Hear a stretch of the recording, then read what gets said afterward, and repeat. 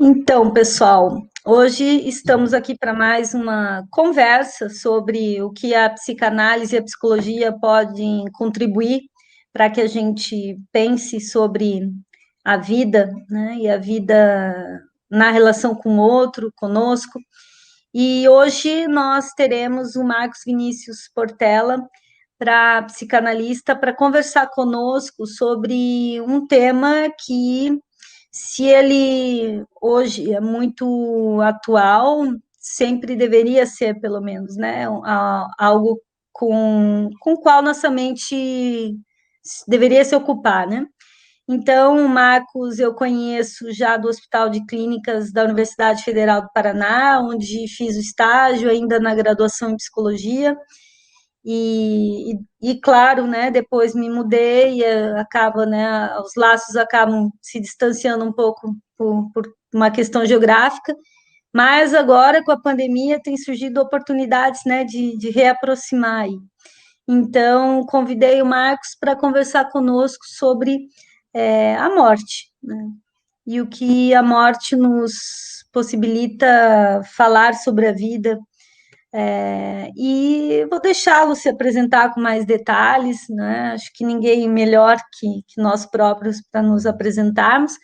E aí vamos dialogando aí sobre esse tema difícil, mas fundamental também. Então tá, Marcos, contigo.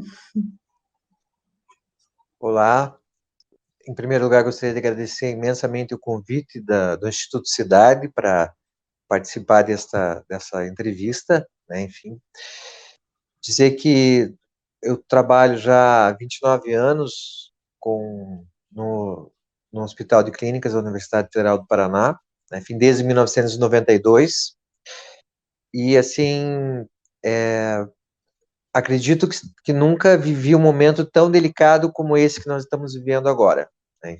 Porque, enfim, se até alguns meses atrás ninguém sabia, ninguém tinha grandes conhecimentos assim de pessoas que haviam morrido de Covid, hoje praticamente todo mundo conhece alguém que morreu de Covid. Enfim, eu li uma matéria na Folha de São Paulo ontem que de cada 4 brasileiros, 3 já perderam alguém próximo ou que esteja assim no seu convívio, né, por causa da Covid-19. Enfim, então acho que é um momento muito muito delicado, assim, porque, enfim, nós vemos pessoas que estão amedrontadas, assustadas, tendo nada. Porque como a grande dificuldade da pandemia é que o vírus é algo que não se vê, né? Não se vê o vírus, não se pode pegar, o vírus ele é invisível, ele ao olho, o olho humano. Então, as pessoas pegam o vírus, desenvolvem a doença e morrem das consequências dessa doença. Então, assim, se nós vivíamos até 2018 no hospital um plano de humanização da morte, né, enfim, e da humanização também da hospitalização, com a presença dos médicos, dos doutores da alegria, dos contadores de história, né, dos cachorros que iam visitar as crianças internadas, né, enfim, tudo isso, a partir do início da pandemia, deixou de existir. Enfim, por causa que não é mais possível fazer isso, né? E o hospital, que era um hospital extremamente especializado, com uma série atendendo uma série de doenças, hoje mais de 70% atende Covid. Enfim, então, estamos num instante completamente diferente, completamente novo, né? E, como eu disse, delicado. Né? Enfim, porque hoje os funcionários estão cansados, estão estressados, né? Sobrecarregados e precisam dar conta dessa demanda que é insana. Né? Enfim, e é interessante porque o funcionário trabalha, se dedica, se cuida da sua família, e ele sai na rua e ele vê as aglomerações, ele vê o oposto daquilo que ele pratica e o oposto daquilo para qual ele está trabalhando para melhorar. Enfim, então, é um momento delicado, um momento confuso do nosso país e do mundo também, né? Não só do nosso país. Eu avalio como isso é uma questão delicada para o mundo inteiro, enfim, em que as possibilidades de você viver a morte dos seus entes queridos não existem mais. Elas são muito restritas, porque, como todos sabem, não há velórios, os caixões são fechados, com a pessoa é interessante porque as pessoas quando pegam Covid é como se elas fossem e vão para o hospital é como se elas fossem sequestradas do cotidiano. Elas deixam de existir no cotidiano das outras pessoas. Elas passam a não se tem mais notícias delas, não se visita, eventualmente se consegue fazer uma videochamada, né? Normalmente essas videochamadas são feitas no momento em que o paciente sai do quarto e vai para a UTI, né? Então, essa videochamada tem aquele tom de despedida, né? E muitas vezes passa a ser uma despedida mesmo, né? Enfim, passa a ser a última vez que os familiares falam com aquela pessoa, né? Enfim, e a partir daí a pessoa fica no UTI 5 dias, 10 dias, 15 dias, 30 dias, às vezes tem um sucesso e sai com vida, às vezes sai com sequelas e às vezes não sai, né? Então, assim, é um momento avassalador para todos nós, eu avalio. Enfim. Estava aqui, né, pensando como a gente lida com aquilo que a gente não vê, né? Porque se falava do vírus ser algo não visto e que a gente precisa reconhecer a existência dele, né? Até para tomar os cuidados, né? Enfim, alguns não conseguem reconhecer aquilo que não veem, enfim. Exatamente. Bom, e aí também você trouxe essa questão, né, do impedimento de alguns rituais e em que nós não podemos ver a pessoa nem nos últimos momentos de vida e nem morta, né? Como que é isso, né? Talvez a gente não ver aquela pessoa morta, né? Os impactos disso, né? De como a gente precisa do olhar para registrar algumas realidades. Exatamente. É interessante porque nós recebemos pessoas depois que perdem entes queridos que não conseguem falar a respeito, que passam por um mutismo assim de inúmeras sessões, enfim, às vezes várias sessões assim passam caladas e você pergunta e eu pergunto, mas o que você está sentindo, o que você está pensando e eu escuto, eu não consigo falar porque nada disso pode ser registrado por essa pessoa. Ou seja, porque ela, primeiro, assim, não pode ser registrado porque ela não viu o familiar ficar grave, não viu o familiar e adoecendo vertiginosamente e não pôde vê-lo morto. Enfim, então essa questão do silêncio, né, o mutismo que há, né, em alguns pacientes, ele é muito, muito significativo, sabe? Além do que, em algumas famílias, nós observamos fenômenos em que não é só um familiar que se vai. Às vezes vai o pai, vai a mãe, vai um sobrinho, enfim, e ninguém quer incomodar, né, o outro. Enfim, nós também tem uma colega que é psicóloga, que trabalha na rede de saúde, e ela teve dois familiares que estavam numa cidade do interior do estado, usando remédios sem eficácia comprovada, né? E até que os dois morreram com diferença de dias, enfim. E aí ela se pergunta, mas por que eles não me procuraram? Por que eles não pediram ajuda? Por que eles não porque eles não queriam incomodá-la, né? Enfim. Sim. Então, porque eles já pensam, não, ela já está trabalhando no hospital, já está sofrendo, já tem muita gente para cuidar, enfim. E num passe de uma rapidez impressionante, enfim, eles se vão, né? Então, eu penso assim que é uma situação muito difícil, né? Enfim, que precisa ser encarada com seriedade. Eu acho que nós vamos levar anos para entender e elaborar tudo isso que aconteceu ano passado e está acontecendo esse ano, porque vão ser necessárias muitas palavras para se colocar nesse vazio que tá se colocando para muitas famílias e para o Brasil inteiro, porque afinal de contas já são mais de 400 mil pessoas que perdemos.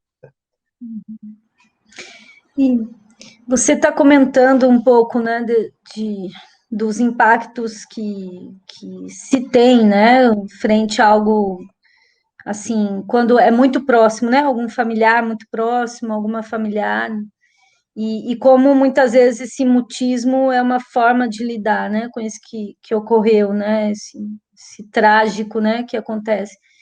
E agora, eu queria pensar um pouquinho, né, no começo você falou, né, da experiência ali dos funcionários, funcionárias do hospital que saem dali do seu plantão e aí na rua as pessoas estão lá aglomerando, muitas vezes sem máscara, a gente sabe, né, sem o básico, enfim. E o que será, né, que leva algumas pessoas a lidarem como se não tivesse acontecendo, minimizando, né, o vírus, enfim, como que a gente poderia pensar um pouco essa reação daí, né? Essa resposta que alguns e algumas têm a isso, assim. Eu tenho pensado bastante sobre isso. Eu acho que existe uma aglomeração que se impõe pela necessidade, né? Vamos dizer o seguinte: as pessoas que precisam do transporte público e que saem de casa de madrugada e voltam à noite, nos horários de maior movimento, enfim, elas não têm outra alternativa, né? Enfim, ela não, elas não têm alternativa de vida, então elas precisam passar por essa aglomeração. E existe um tipo de aglomeração desse que parece realmente não se importar com o outro. Enfim, ou seja, eu tô afim mais do meu prazer, do meu bem-estar, daquilo que é importante para mim, né? Enfim, não, eu tenho que ir na academia, não posso deixar de fazer esporte, né? Enfim, não posso deixar de ir na praia, né? Enfim, né? Não posso deixar de ir na balada. Nossa, quantas festas, baladas, no sentido de festas clandestinas, têm sido fechadas pela polícia nos finais de semana. É assim, uma coisa impressionante, né? Isso não é só em Curitiba, é no Brasil inteiro, né? Enfim, Curitiba, Porto Alegre, São Paulo, Rio de Janeiro, né? Enfim. Então, enfim, eu acho que realmente assim existe uma espécie de em 94, né? Se lançou uma coletânea sobre que o próximo, esse nosso século seria o século narcisista, né? E, então nós podemos pensar nesse sentido: será que estamos numa cultura narcisista, ou seja, só vale o que é meu, enfim, o outro que dane-se, enfim, é uma coisa que a gente pode pensar, né? Sim, sim. E como será que essas pessoas também lidam com a própria vida, assim, né? Porque você falou bem, a pessoa acredita que tem uma necessidade de ir à balada, que é necessário ela ir à praia, que é necessário ela. Ah, Então, parece que os próprios sentidos de vida que algumas pessoas vão criando e as suas necessidades também, né? Fazem parece que tudo isso é tão maior que até o risco da própria morte, assim, né? Fico pensando como se cria essa necessidade, né? Esse ponto, né? De inclusive, parece desconsiderar a própria morte ou achar que a vida só vai ter sentido se ele estiver ali naquela balada, por exemplo, né? A vida Uhum. dele e dela, né? É impressionante pensar também, né, como que essa própria pessoa vê o seu risco, assim, né, porque além de desconsiderar o risco do outro, porque de fato, né, não tá nem aí, né, se vai transmitir ou não, inclusive para os seus próximos, né, porque vai voltar para casa e vai ter contato com alguém, ou vai circular em algum outro lugar e vai estar em contato com outros e outros, mas como ver a própria vida, assim, né? O sentido da sua vida, né? Ao ponto de acreditar que se não for na balada naquele final de semana, a vida dele talvez não tenha sentido para ele, parece, né? Então, Eu acho que você lembra bem do que o que Freud falava sobre a respeito da relação do ser humano com a morte, né? Enfim, ou seja, o eu se acha imortal, né? Enfim, ele não pensa que ele vai morrer um dia, né? Enfim, se ele vai morrer, Freud diz que nós só conseguimos nos visualizar mortos se estivéssemos assistindo a cena. Então, como se estivéssemos vivos assistindo a nossa própria morte, né? Enfim. Então, assim, eu acho que a segunda onda da Covid veio ensinar um pouco isso, né? Enfim, isso, ou seja, porque se a primeira onda afetava idosos, pessoas com comorbidades, essa nova onda está afetando, com as variantes, está afetando todo mundo, né? Enfim, então, se antes nós tínhamos os velhinhos e as pessoas que tinham diabetes, problemas cardíacos, obesidade, né? Enfim, agora não, agora no hospital nós temos pessoas de todas as idades com Covid, especialmente os mais jovens. Então, assim, aquilo que parecia ser algo que não ia me afetar, vamos dizer, olhando da perspectiva do jovem, não é mais assim. Agora o jovem tem Covid, o jovem morre de Covid, né? Enfim, então é óbvio, né, que a adolescência, vamos dizer, ela é atravessada por uma espécie como é que nós podemos dizer assim, em que o adolescente ele se coloca como alguém que desafia o risco, ele ultrapassa, ele vai até o limite, muitas vezes, né? E nós vemos isso com o abuso de substâncias químicas, com, com jornadas extenuantes, né? Enfim, seja através de exercícios, através de você tentar ficar acordado dia e noite, dirigir noite e dia, enfim, como vocês já conhecem bem isso, né? Enfim, e assim, e o jovem, ele acha que ele não vai. Agora, é interessante pensar, porque adolescentes, até quando vai a adolescência? Hoje a gente pode pensar que a adolescência ela já vai um pouco mais longe. Né? Antigamente a gente achava que a adolescência ia até os 18 anos. Hoje a gente pode dizer que certamente nós temos pessoas de 30 anos que são completamente adolescentes, que é uma coisa que tem se debatido muito, né? Enfim, não sei se você sabe, mas na Itália existe uma espécie de bolsa sai de casa, né? não. Que é assim, o adulto jovem, o adulto que está morando com os pais e não quer sair de casa. Daí o governo dá um dinheiro para ele sair de casa, assim, para ele não ficar morando com o pai e com a mãe. Né? Para ver se assim ele sai, se é essa a razão, né, de ficar em Exatamente. casa, então que dê, né? Então, assim, é interessante porque eu fiquei falando adolescente e a ideia que se tem no comum é que adolescente tem aos 18 anos, mas eu não penso assim, penso que a adolescência ela se estendeu muito agora, ela vai até mais tarde, né? Enfim. E é isso que faz com que uma parcela da população, enfim, significativa, se depare com a ideia de que, ou melhor, que construa a ideia de que não vai morrer, que não vai sofrer nada, que, isso não dá nada, né? Essa é a frase mais comum. Isso não dá nada. Né? uma cultura adolescente, né? Assim, um Eu acho discurso que sim, adolescente na forma de lidar com a vida e com a morte, né? Assim, exatamente. Uma forma de lidar com a vida e com a morte, ultrapassando os limites e sem responsabilidade, porque achando que seus atos não terão consequências, quando eles têm consequências. Como a sobre gente sabe disso, né? é interessante essa ideia, né? Porque, de fato, conforme a vida vai passando por nós, parece que nós vamos reconhecendo melhor a perspectiva de nossa morte, ainda que a gente não vá poder enxergar, ver isso, né? Mas parece que a gente vai suportando essa ideia, né?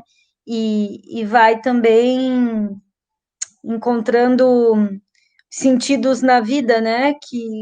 Que não sejam se aproximar da morte, porque parece que em algum momento da nossa vida, quando mais jovens mesmo, parece que o sentido da vida é chegar perto da morte, né? É passar da morte, é competir com a morte, e acho que com o passar do tempo, a maturidade para alguns, para algumas, né, quando chega, vai também auxiliando a lidar com esse risco, porque também nos faz reconhecer o sentido da vida em coisas que são talvez mais simples do que a tal da balada, e também mais significativas, né, do que a aglomeração ali na esquina, né, porque isso realmente aí é do campo da necessidade, parece mesmo adolescente, né, isso é verdade, é bem importante isso. E como que é, Max, você falou dos funcionários e funcionárias, né? Assim, eu fico pensando, né, como é que é isso, né? Lidar assim, é, se já é algo a se pensar, né? Como é trabalhar com a possibilidade da morte cotidianamente, assim, ou com a Não morte com a possibilidade, com a frequência da morte cotidiana. da Enfim, morte, né? No bom, hospital. antes só queria voltar um pouquinho na questão das baladas e da praia. Eu quero dizer que eu não tenho nada contra, sabe? Eu gosto Sim, também de uma balada, gosto também de uma praia. Enfim, sim, acho que é saudável, é bom, mas é que o problema é o momento. É esse momento atual, né, que exige que as pessoas preservem a vida, né, que impõe isso. Né, enfim, e que para preservar a vida é preciso que cada um de nós tome o seu cuidado, que como todo mundo sabe, é um mantra que se fala e ninguém escuta. Lavar as mãos, usar máscara e manter o distanciamento social. Pode-se falar isso você escuta falar há mais de um ano, mas parece que essas palavras não têm mais sentido para algumas pessoas, elas não entram mais no ouvido delas. Bem, agora, voltando à questão dos funcionários, eu vou te falar o seguinte sobre um paradoxo, sabe? No Brasil inteiro, quando se criou, quando começou a Covid, se criaram centenas de programas de atendimento aos funcionários dos hospitais.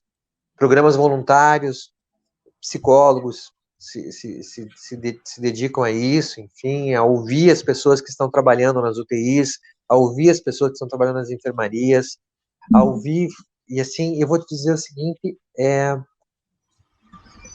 não, o resultado não foi bom, ou seja, não houve adesão, ou seja, as, os, eu, não, eu posso dizer para você assim que são raros os programas que deram certo nessa área. Ou seja, que o funcionário, vamos dizer, não só o funcionário, porque um hospital universitário é composto por funcionários e também residentes, né, seja de medicina ou das outras áreas, mas não houve uma adesão das pessoas que estão atendendo a essas propostas de trabalho, ou a adesão foi muito pequena.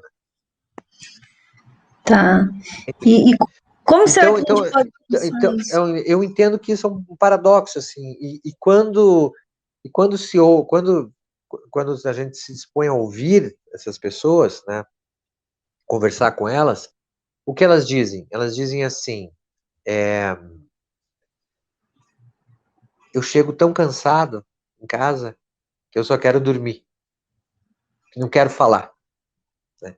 E é óbvio, né, que cada ser humano vai criando, com o passar do tempo, dos dias, eu imagino que vai criando defesas contra essa situação. Então, tem aquele que se emociona muito quando o paciente é muito velhinho, ou quando é um senhor velhinho, porque lembra o pai, enfim, ou esse não pode atender um jovem, porque lembra dos filhos, enfim, ele não atende, ele troca por outro, assim. Então eu tenho observado que eles vão criando mecanismos de defesas para lidar com essa situação que é insustentável, sabe? Enfim, eu confesso para você, eu acho que seria bem interessante que eles pudessem mudar de postura e abrir minimamente a guarda, mas também me parece que não é possível a eles fazerem isso nesse momento. Eles, por causa desse, vamos chamar assim, desse tsunami que está vindo, né? Ou seja, não dá para parar agora. E eu avalio que se alguns deles eles parassem para pensar em tudo que está acontecendo, eles parariam também de fazer o que estão fazendo. Sim. Eu entendo que pela urgência que está em jogo. Para continuarem ali, né? Talvez não dê para colocar em palavras isso agora, né? Porque em certa medida parece que a gente está numa situação de guerra, assim, né? Exatamente. Uma situação de guerra, né? Eu acho que essa palavra define bem o momento atual. O problema é que, para alguns, essa guerra é vista como uma festa, né? Como a gente está debatendo desde o começo, né? Enfim. E só aquele que vive o dia a dia, que se dispõe a ouvir as pessoas, ou seja, ele tem a ideia do que está acontecendo. Né? E o que está acontecendo é muito sério. Enfim, ou seja, eu estava na sexta-feira na sala da coordenação, aí liga uma senhora dizendo assim, olha, eu preciso falar com um psicólogo tal, que é psicólogo da UTI, porque a minha mãe vai ter alta hoje, né, e meu pai, que estava internado em outro hospital, faleceu, e minha mãe não sabe. Né? Então, minha mãe vai chegar em casa, meu pai não estará em casa, e a gente precisa contar para ela, e a gente não sabe como fazer isso. Né? Ou seja, então,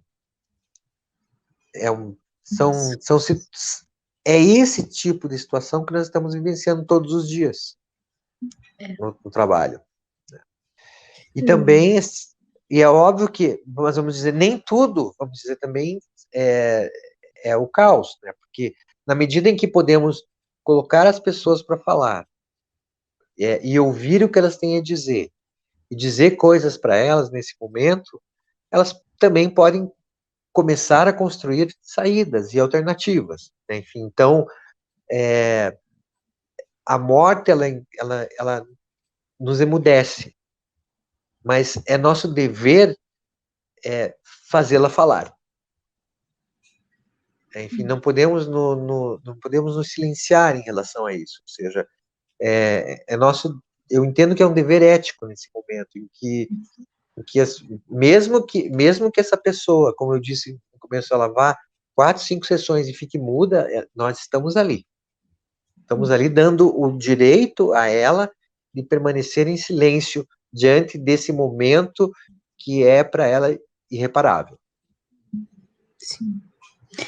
Acho que esse respeito ao silêncio é como se a gente demarcasse legitimasse que ela vive algo do campo do trágico, né? Se a gente acolhe esse silêncio, isso que não tem palavras, então, e a gente suporta, né, estar ali junto com ela nesse não dizer, né, sustentando isso, realmente há uma função, né, nisso, com certeza. Agora,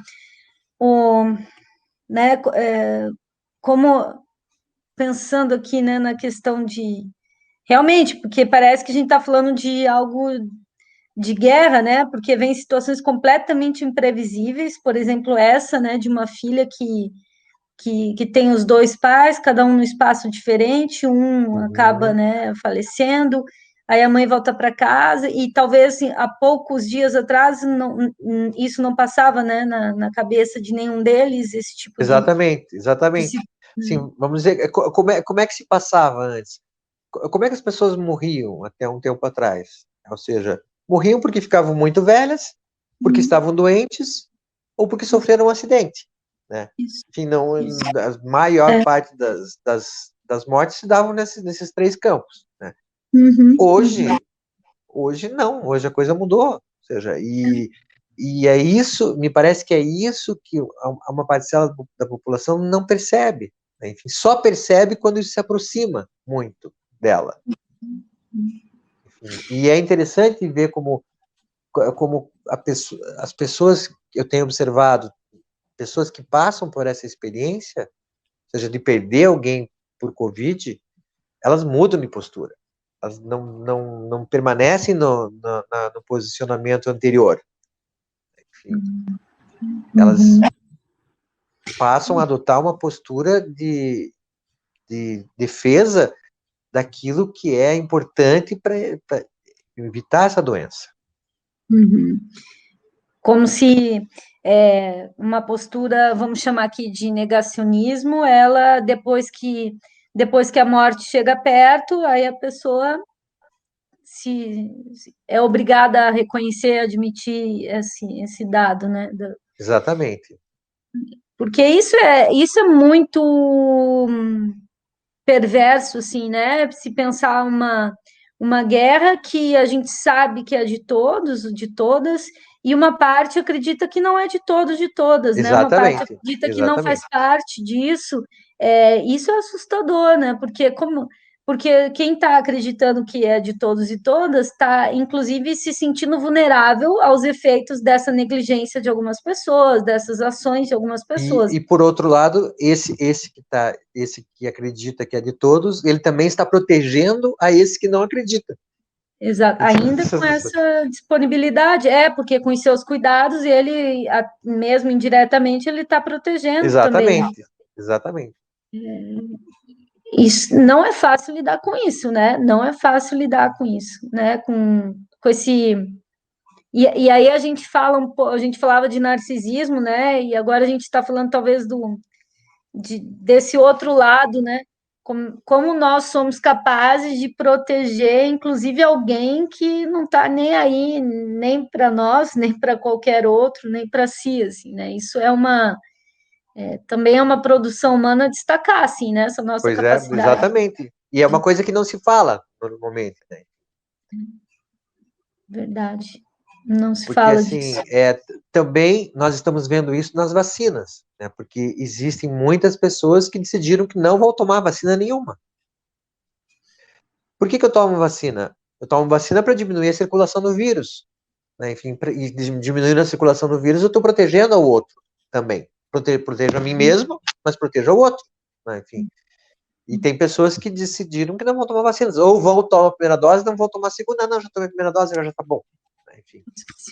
Então, são coisas que nós estamos observando, né? Que estão acontecendo e que merecem uma reflexão, né?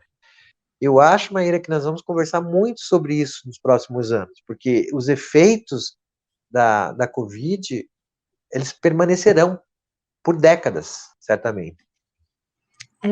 Eu fiquei pensando nisso e também, é, e aí a gente não vai ter alcance disso, né? Mas pensei se nos outros momentos que a humanidade viveu algo parecido, só que, né, algumas pestes, né, as guerras, mas nós não tínhamos esses veículos de comunicação que temos hoje, nem essa globalização, né, de trânsito de pessoas de um país para o outro. Mas fico pensando como foi também para nós lidarmos com outras feridas, né? Porque vivemos na humanidade outros impactos, né, desse tipo, mas não sei, o porte que está tomando a Covid talvez seja maior que muitos outros, né? A proporção que está tomando de mortos. E as sequelas, né, que ainda não se tem clara ideia, né, do que são as sequelas, enfim, né, sim. do tempo, né. Então, penso que temos muito ainda a falar. E o que, assim, claro, falamos da morte, de como, né, lidamos ou não lidamos com a morte, mas tem algo que, que é muito falado, né, de quando a gente se aproxima da morte, quando a gente pode, né, admitir a possibilidade da morte, reconhece a morte, muitas vezes isso ressignifica a nossa vida, assim, né?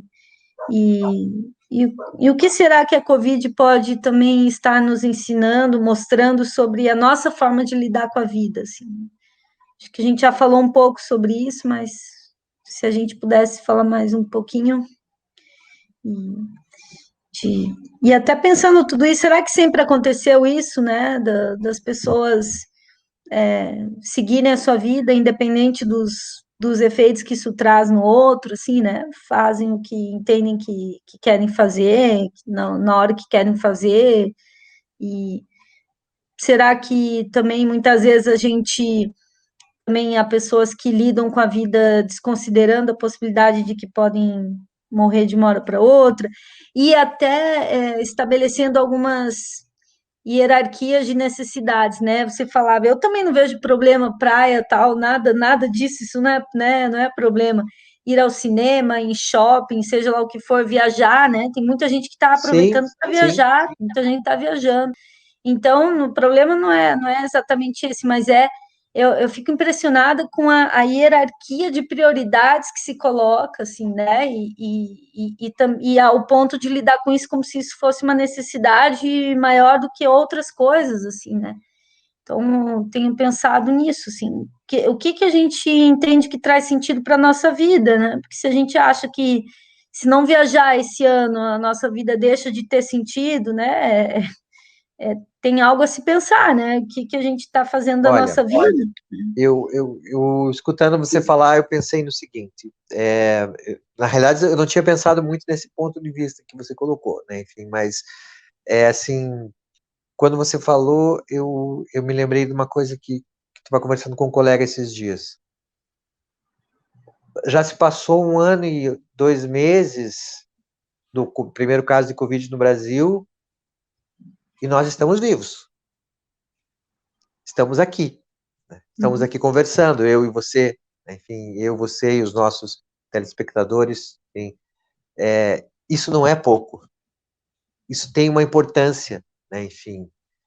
Então, eu entendo que como diz Freud, qual é o valor qual é a importância da vida, o valor da vida? O valor da vida é preservar a vida, especialmente.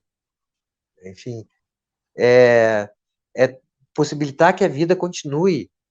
Se não for em nós, no outro, enfim, naqueles que vêm por nós, né? Então eu entendo assim que se a Covid ensinou alguma coisa para alguém, né?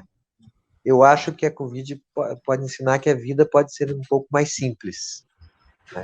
Entende? Também acho que é a capacidade de você encontrar sentido é, justamente em estar vivo e viva, por quê? Porque nesse teu dia, o mais banal que pareça, você vai encontrar um sentido, né? Vai encontrar algo que te satisfaça, né? Uma palavra que você escuta, é algo que você diz, é algo que você lê, é uma imagem que você tem a oportunidade de ver, uma paisagem, enfim, é algo, né? É um vento, né? É um cheiro. Então, encontrar sentido nisso, né? Poder encontrar Ah, sentido nisso, né? E se bastar com isso, né? Se contentar com isso, assim. Eu acho que chama atenção isso, essa ideia de que a vida precisa ser um espetáculo, né? Precisa ser um movimento, né? Porque se a gente pensa aglomeração aqui como metáfora disso, né? Desse agrupamento, que muitas vezes é um agrupamento que vai ter o quê? Vai ter barulho, vai ter palavras que, enfim, que não sei Se não é que não são necessárias também para viver, né? São necessárias. Sim. Mas quando isso passa a ser necessário para encontrar sentido na vida, eu acho que aí a gente tem que se perguntar mesmo, né? Se de fato a vida está fazendo sentido, né, para essa pessoa, assim, né? Também tenho me perguntado sobre isso, né? Assim. Mas então tá, Marcos. E Que legal, que conversa boa, sabe? Gostei é muito, mesmo enfim, acho que também. assim, é bom a gente encontrar num outro estado do nosso país, né? Nós estamos em estados vizinhos, enfim, mas não muito próximos, mas pessoas que pensam de uma forma semelhante, enfim, que também estão preocupadas com isso que nós estamos vivendo. Então, é muito bom compartilhar, Maíra, muito bom. Fico muito Eu feliz.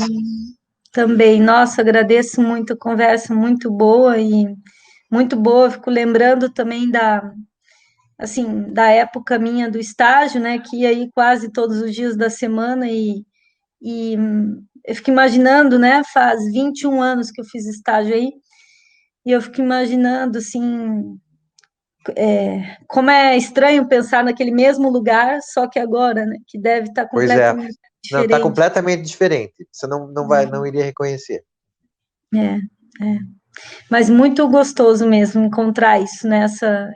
A gente se sente acolhido, encontrando quem Eu pensa. acho que além de se sentir acolhido, também a gente não se sente sozinho, né? Enfim, porque É verdade. às vezes no cotidiano a gente se sente sozinho falando para as pedras, né? Enfim, porque e isso às vezes são pessoas muito próximas, às vezes, até da própria família. Pô, use máscara, né? Enfim, não se aglomere, né? Enfim, o que é isso? Festa do Dia das Mães agora?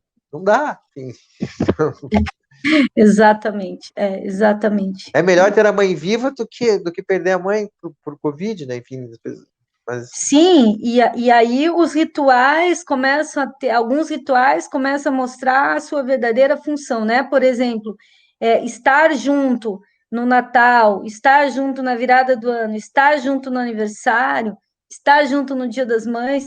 Daí, nesse momento, a gente poderia ser capaz de reinventar, né, esse ritual. Esse sim a gente teria uhum, como uhum, reinventar, né? Porque a sim, pessoa ainda está aqui, a gente tem tecnologias hoje que permitiriam e criatividade, né, para estar junto de uma outra forma.